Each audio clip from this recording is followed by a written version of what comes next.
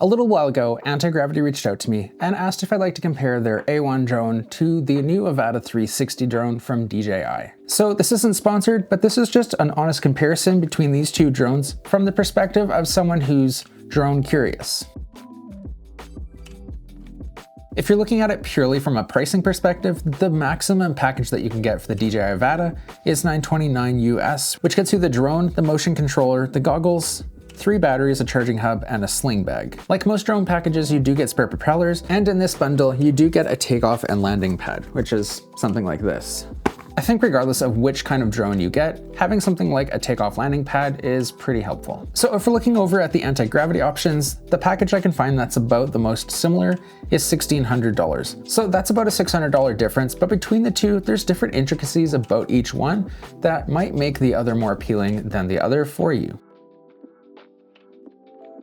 So to start with, let's take a look at each of the drones. To start with, the Antigravity A1 comes in this nice little carrying case and is just in general a smaller drone. So this drone folds out from its little compact package, has little legs down here which you have to pull down to have it take off from and land from. And so in its most basic form, the advantage of this drone is that it does have a 249-gram option, which you don't have to have a basic drone license for. There's also less restrictions on where you can fly this drone, given that there is that lighter weight option. So with the lighter battery, keeping this thing at 249 grams, that gives you a flight time of around 24 minutes. And if you do choose the bigger battery, that gets you around 39 minutes of flight and is about 291 grams, so you would need a basic license and have a little bit more restrictions on where you can fly this. The A1 drone has internal storage of 20 gigabytes, and if you wanted to expand that, you can add a micro SD card to it. Something I wish this drone had that the Avata does have is a log profile for recording video. I wouldn't say this is a deal breaker at all, but if that's something that's super important to you, that's something you'd want to consider. I do really like the way that this folds up. There's no real complicated fancy ways that you need to twist anything. So it makes packaging the whole thing up nice and easy. It tucks nicely inside this carrying case, which has a hard shell. And in general, this is a nice compact size to be able to just throw in your bag. Now in comparison, this is the Avata 360 drone, which is just much bigger because it doesn't fold together. The benefit of this is that it does seem to be a bit more durable, because the propellers are all protected here, and this is a pretty solid frame. So while this does seem more durable, just keep in mind that this is going to be taking up a little bit more space in your bag. Once you do have the A1 unfolded, the footprint that they take up is pretty similar. One of the big things to consider when you're looking at the Avata 360 is that it does have a weight of 455 grams, which means that you do need a basic drone pilot license. This isn't something that's overly complicated to get. It costs for me about $10 Canadian to register each drone, and it costs about $10 to write the exam, which in my country is open book. As far as flight time, the Avata that I was sent has a flight time of 23 minutes, which is kind of interesting compared to the 249 gram option of here having 24. So it is nice that you do get more flight time out of this drone with an option to have it be a lighter weight. Internal storage on the Avata 360 is just over double of the A1 at 42 gigabytes. You do also have the option over here to record in D-Log-M,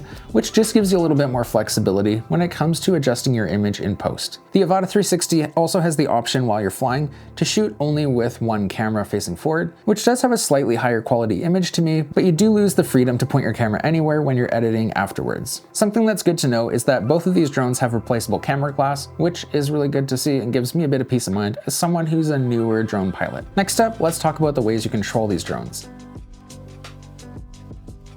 When it comes to controlling the anti-gravity drone, you only have this one option of using this motion controller combined with these goggles. And then when it comes to controlling the Avata 360, you can just use a more traditional controller like this, but you do also have the option to have a whole headset as well as a motion controller. As someone who has very little experience flying drones, it is kind of nice to have the option to have that more traditional controller. So I think it would be interesting to see if anti-gravity introduces something like that in the future. So for the anti-gravity goggles, you do have a battery that's separate that you wear around your neck with this lanyard. What's nice is that this keeps the goggles on your head nice and light, though it does mean that you do have to remember this. One of the first days I went out to fly the A1, I actually forgot this battery pack at home and had to just make a quick detour back to the house to grab it. So you just need to make sure you have everything with you. So if you've watched a video about the A1 drone before, you'll know that what you see on the front of the goggles here is what the person wearing the goggles is looking at through the camera of the drone. So something that I really liked about using these goggles specifically is that there is a pass-through mode on here. I'll see if I can record it on my phone. If you wanted to have a quick look at the controller or just double check something around you, you can double press the button on the left side of the goggles and be able to look through there. And that's just using this camera out here at the front. That's something you don't get on the DJI goggles and makes them feel a little bit more isolating than wearing goggles already feels. Now, when it comes to wearing the goggles, they both have their own unique look, and I think the comfort of each one is going to differ for each person. I personally find them to be just about equal, though I do find that for me, I'm able to get a better seal with these goggles. When it comes to the A1 goggles, my glasses don't fit under here, but there are a lot of adjustments that you can fine tune with these goggles, which means that I don't actually have to wear my glasses with them. When it comes to wearing the DJI goggles, if you wear contacts or glasses, you do have to be wearing those to be able to use these goggles. So right now I'm wearing my glasses underneath these, and for these goggles it does affect the seal a little bit. Like for example, I have a little bit of light leak on the left and the right here.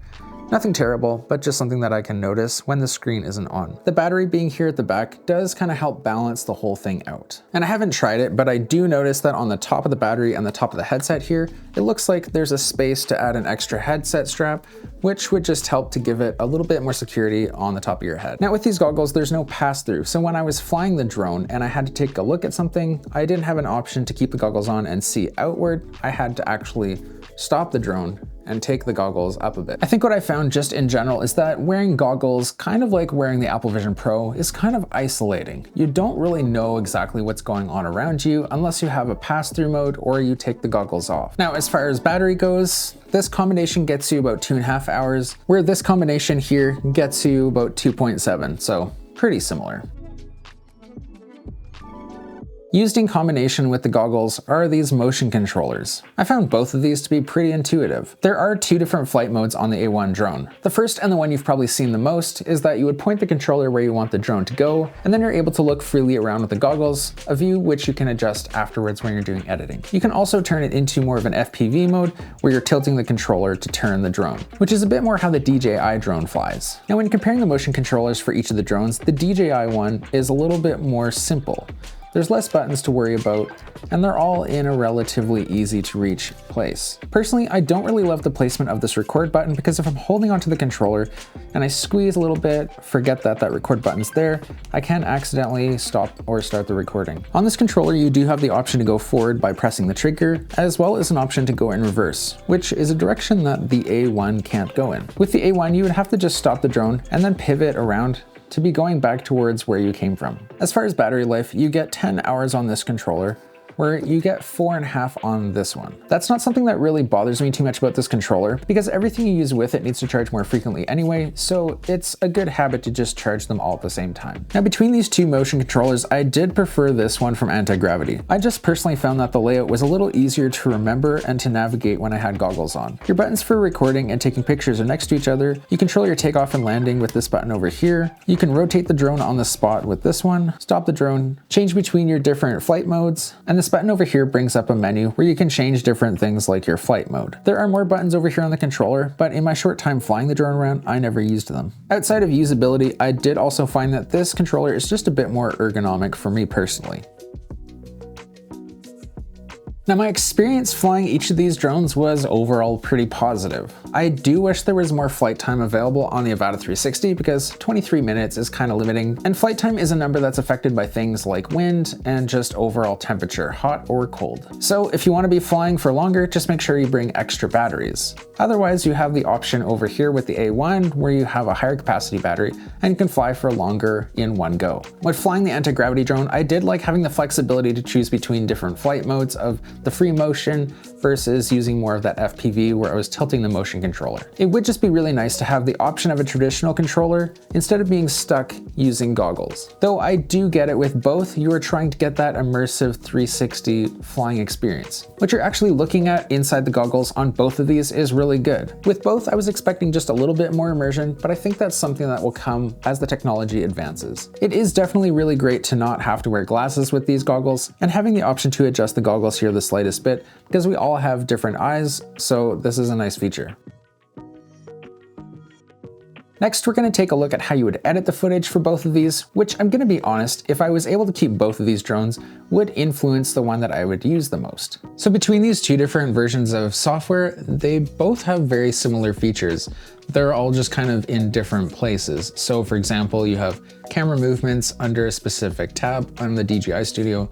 And then over in the Antigravity Studio, these camera moves are all just under transitions in a camera moves category. On the right side, they have similar features here where you can change the preset viewing direction, which in the Antigravity Studio here shows different directions you can choose. You can choose the perspective of the goggles from when you were wearing them, or just have a total free view where you can move the camera around and then apply that perspective to all of what you're gonna play. In the DJI Studio, it's kind of the same. You have a camera view, which is what the pilot was seeing during the flight. And then you have direction lock, where you can choose the specific angle of where you're going to look while you're playing back your footage. Each software has its preset different views, like the tiny planet and some other options here.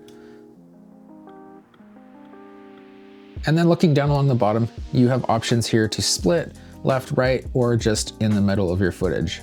So overall, these are fairly similar, and there might be some small differences that the one has over the other. What I have noticed in the DJI Studio is when I try and track something, we'll see if it does it here, but it will say that an object is not found. Unless I zoom in closer to it, then sometimes it'll grab it, but sometimes it'll also lose it.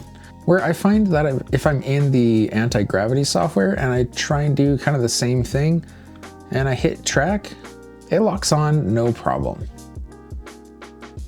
So that's what I'm talking about when I say there's different things that each software does that would make me be inclined to choose one over the other. So if you flip back and forth between the two different programs, you can see the difference in what the footage looks like.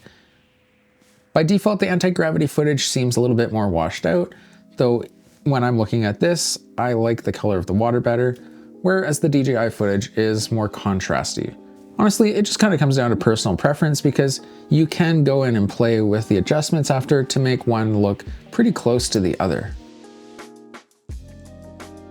If you're wanting to get into the world of 360 drones and you're wanting to be more budget conscious, then I think the offering from DJI is pretty good. You'll just need to factor in certain things like you might need a drone license, you might be restricted on where you can fly, and there's a shorter flight time when you're comparing it to the other option here. But that lower price point, as well as the option to fly with a different controller, is pretty appealing. And then on the other side, spending a little bit more, you do have less restrictions. You can fly the drone without needing a license, at least in my country. You have less restrictions on where you can fly the drone, but then you do have the additional option to get a bigger battery, which, just stuff to keep in mind, puts this drone at a heavier weight, and then you need all those same requirements that you would need to fly the DJI drone. I would also consider things like how much you want to carry around with you.